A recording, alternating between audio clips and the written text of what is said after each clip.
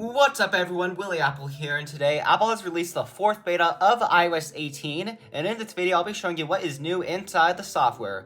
We got quite a bit to talk about, let's get started. Alright, so the first thing in this update has to do with RCS. So if we were to scroll down a bit, go into apps and then scroll down to messages, then scroll down to RCS messaging. RCS has come to more users. And along with that, if you have a business account at Apple, you will see a new toggle for RCS for businesses. So I attach a screenshot right here. That toggle is brand new inside of beta 4 if you have a business account. Now the next thing has to do with Control Center. So if we were to scroll down right here and then press the add button, a couple of icons have been changed in here. So specifically the alarms and stopwatch icon. I think they look really cool. They use like the palette tone for the SF symbols now. And I'm pretty sure that's what they're supposed to look like. At least in the keynote, maybe they'll bring it over into more betas. And there's also a new bug introduced inside of the software where it says Bluetooth power toggle when it's supposed to say Bluetooth, I think. So hopefully that gets fixed in the next beta. Now the next thing has to do with wallpapers inside of Apple CarPlay. So they changed up the wallpapers a little bit. Before they were the same exact wallpapers as in iOS, but now they're a little more vibrant. They're the same style, just more vibrant now.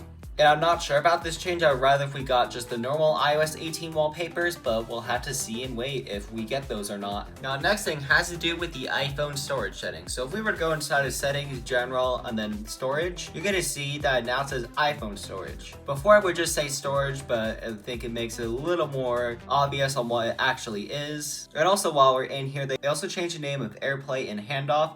And now it says AirPlay and Continuity. So if we were to go in here, it's just the same exact section right here. Now, next thing has to do with settings, your name. Then scrolling on the iCloud right here, you're gonna see if you have your phone set to a different language, so that this now matches your language. Before this would just be English, but now it is your current language. So mine's just English, so I see the English version. Now, next thing has to do with the app library. So if we were to scroll down right here, before there would just be an I with a slash on it, indicating that this is a hidden section. Now there are just no apps in here, so it would show the apps if you had any hidden apps. Locks behind Face ID. But yeah, I think this looks a little bit more cooler, and I really like this change a lot. Now the next change has to do with your settings. So if you go into settings and scroll all the way down, you will notice that we now have a dedicated iCloud section where all these internet services are. This is similar to a change that we got in macOS and I think beta 2, but they brought it over to iOS now. Now the next change has to do with your album settings. So if we were to scroll up and press these 3 dots right here,